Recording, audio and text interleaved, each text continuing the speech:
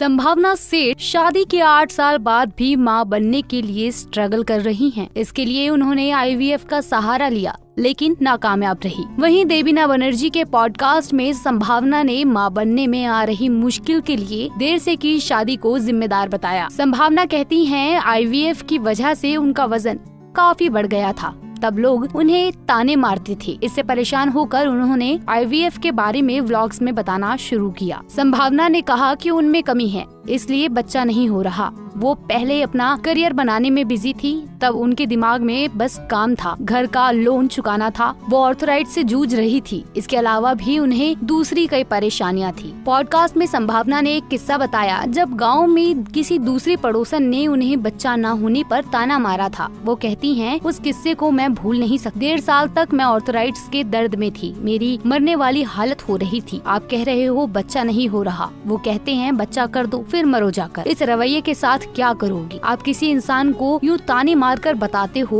उसका बच्चा सच में नहीं हो रहा। डॉक्टर कहते हैं सब ठीक है, कोई दिक्कत नहीं, तब भी कुछ नहीं हो रहा। संभावना ने अपने एग्स फ्रीज को लेकर कहा, मैंने और अविनाश ने डिसाइड कर लिया था कि हमें शादी करनी है। जब शादी का डिसाइड हुआ तो मैंने तुरंत अपने एग्स फ्रीज करवाए, क्योंकि उम्र हो रही थी, इसलिए रिस्क नहीं ले सकते। एग्स क्या, हमने तो एम्ब्रायो भी फ्रीज करवा लिया था, क्योंकि हमें पता था कि हमें शादी करनी है और बेबी करना होगा। हमने सोचा कि माँ पापा हाँ कहेंगे या ना वो बाद में देखा जाएगा, लेकिन ये काम करना जरूरी है। संभावना कहती हैं आज की लड़कियाँ करियर पर फोकस कर रही हैं। ये अच्छी बात है, लेकिन अगर आपकी उम्र 32 साल हो रही है और आपने शादी नहीं की तो पहले एग्स फ्रीज करवा लें, क्योंकि उम्र के साथ बहुत सारी दिक्कतें होती हैं।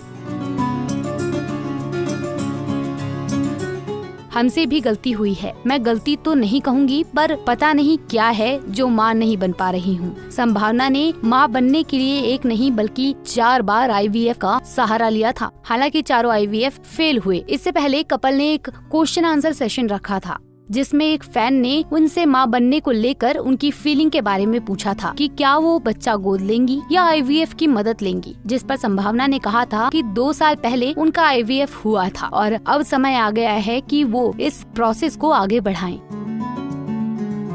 संभावना की इस बात को सुनने के बाद फैंस उनके लिए काफी खुश हैं और जल्द ही गुड न्यूज सुनने की उम्मीद कर रहे हैं।